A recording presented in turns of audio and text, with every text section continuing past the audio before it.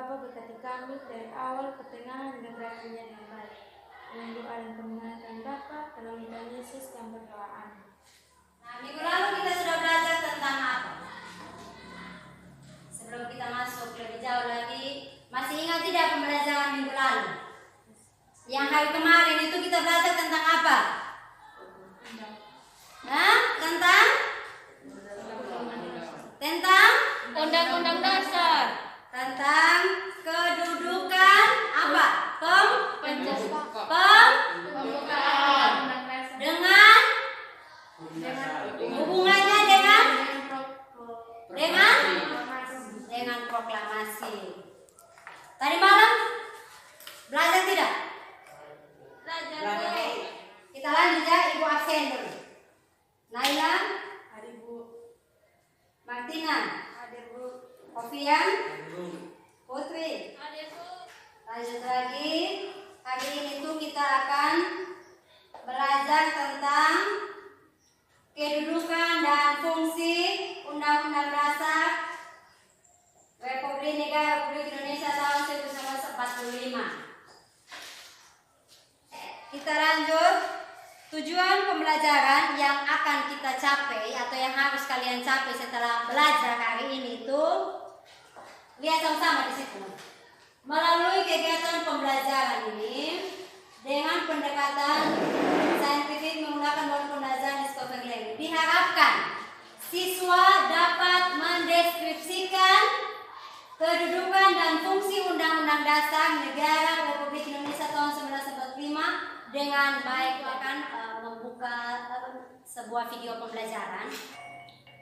Kalau sebelumnya kita membahas makna Undang-Undang Dasar 1945 dalam sistem hukum nasional, kali ini kita akan membahas kedudukan, sifat, dan fungsi Undang-Undang Dasar 1945 dalam sistem hukum nasional.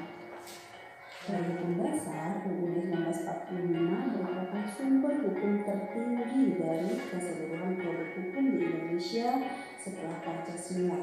Karena sifat Undang-Undang Dasar 1945 itu seperti apa sih? Nah, Undang-Undang Dasar merupakan peraturan dasar sehingga hanya memuat aturan-aturan pokok, hanya memuat garis-garis besar sebagai instruksi kepada pemerintah pusat dan penyelenggara negara lainnya untuk menyelenggarakan kehidupan dan hak asasi manusia. Dan sifatnya ketiga normatif, artinya memuat norma-norma, aturan-aturan, serta ketentuan yang dapat dan harus dilaksanakan secara. Oke, sudah disimak dengan baik videonya? Sudah.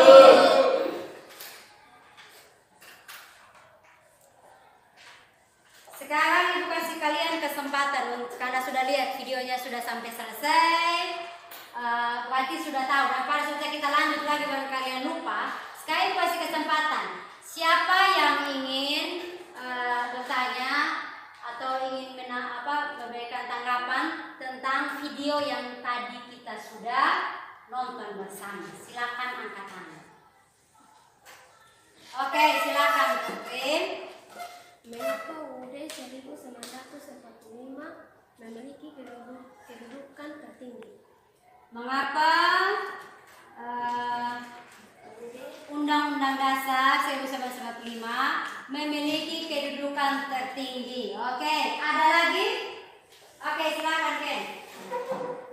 Mengapa dalam suatu negara harus ada hukum? Oke, mengapa dalam suatu negara harus ada dari Putri dan juga Ken tadi ya? Sudah tidak? Sudah, Bu.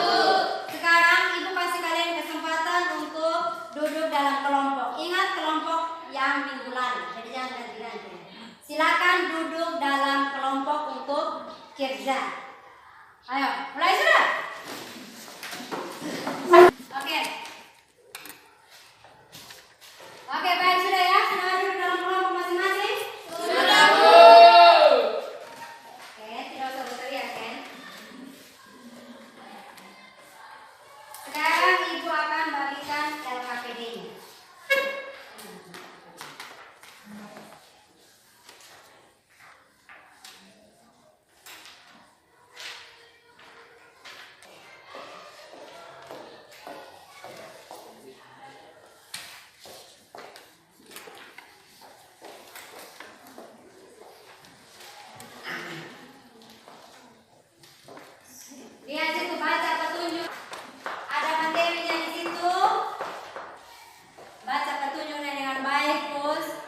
kerjakan sesuai dengan petunjuk yang ada di situ. Mulai sudah? Langsung saja.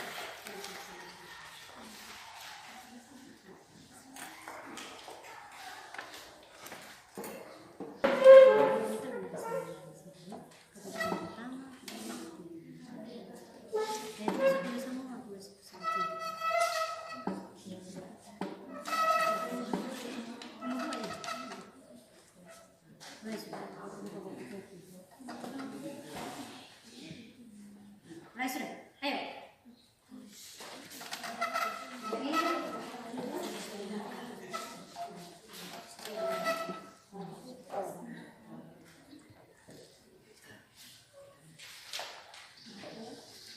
Aktif semua. Semuanya aktif dalam mesin. Ini dia sudah tahu. Kelompok 3 sudah selesai? Sudah, Bu. Kelompok 1? Sudah, Bu. Oke, kita siap untuk presentasi. Kelompok mana? Oke, silakan. Selamat siang teman-teman. Selamat siang. Saya akan mempresentasikan hasil diskusi dari kelompok 1. Nomor 1, analisis akibat yang ditimbulkan apabila suatu negara tidak memiliki undang-undang dasar. 1. Akibat yang terjadi apabila suatu negara tidak memiliki undang-undang dasar, maka dalam kehidupan dalam suatu negara akan kacau balau karena tidak ada aturan yang mengatur dan mengontrol setiap tindakan warga negara, dan juga semua orang akan berbuat seenaknya. Artinya semua penyelenggaraan sistem pemerintahan di Indonesia didasarkan pada Undang-undang dasar itu adalah aturan dasar yang dipakai sebagai landasan dasar sumber berlakunya seluruh hukum. Jadi semua hukum yang ada di berlaku di kita punya negara itu sumbernya dari Undang-Undang Dasar 1945, dan dia juga merupakan sumber hukum tertinggi. Yang kedua tadi sebagai apa? Norma hukum. Artinya apa di situ? Norma hukum, undang-undang itu mempunyai sifat yang mengikat dan bagi setiap warga negaranya, dari lingkungan yang paling kecil sampai lingkungan yang paling besar. Pada fungsi Undang-Undang Dasar 1945, yang pertama sebagai apa di situ? Sebagai alat kontrol. Nah, jadi yang tadi aku bilang, kalau di sekolah, di keluarga ada aturan, sifatnya juga sama untuk mengontrol supaya kita tahu batasan kita yang mana.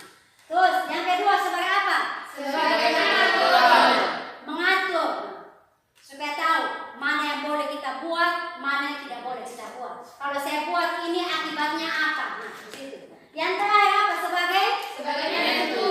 Sebagai penentu. Jadi itu 3 fungsi daripada Undang-Undang Dasar 1945. Oke. Perhatikan ke depan sini ya. Ini fungsi daripada Undang-Undang Dasar 1945 yang tadi. Sisa poin-poin penting ini sebagai apa? Yang pertama, Putri sebagai apa di situ? Membatasi satu tuh. Membatasi kekuasaan negara yang dijalankan oleh lembaga negara agar tidak semena-mena. Oke. Sekarang kita setelah kalian sudah menonton video, sudah mencari tahu tadi masalah apa atau apa yang menjadi pertanyaan dalam video tadi, terus kalian sudah masuk dalam diskusi, sudah presentasi, dan ibu juga sudah memberikan penjelasan materi tadi sesuai apa yang kalian kerjakan. Sekarang ibu ingin mendengarkan kesimpulan daripada kalian semua. Kira-kira hari ini kita sudah belajar tentang apa tadi? Oke, siapa yang mau memberikan kesimpulan? Angkat tangan. Hari ini kita belajar tentang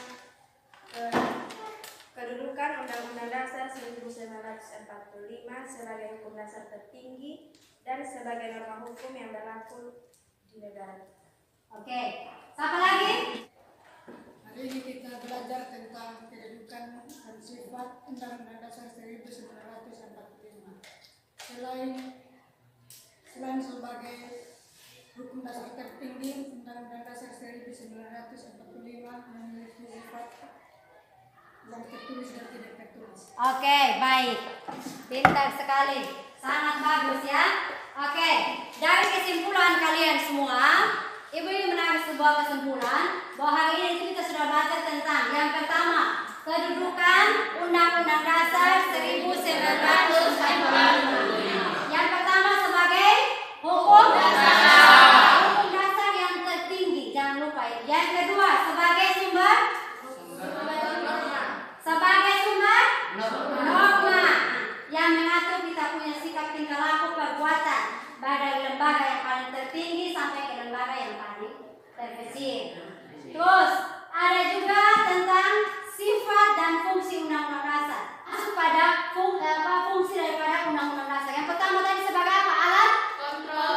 Sebagai alat kontrol. Yang kedua sebagai alat pengatur. Yang terakhir sebagai alat penentu. Oke, itu semua yang sudah kita pelajari hari ini. Sekarang kita lanjut. Ibu akan memberikan kalian kesempatan untuk mengerjakan soal evaluasi. Siap sudah untuk evaluasi? Siap? Sudah. Jangan nyontek, kerja masing-masing.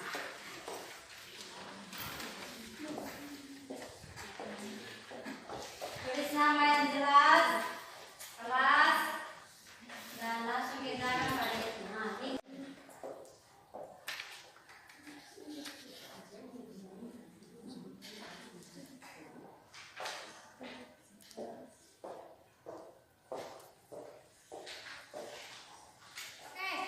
Waktu habis, silakan kumpul. Harus satu-satu, pakai aturan sedikit. Nah, kembali ke tempat.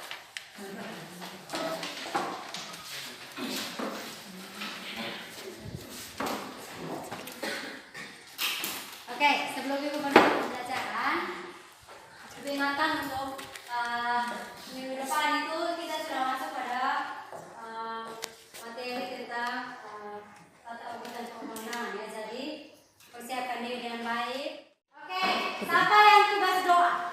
Silakan, hadir depan dulu. Ayo sikap doa.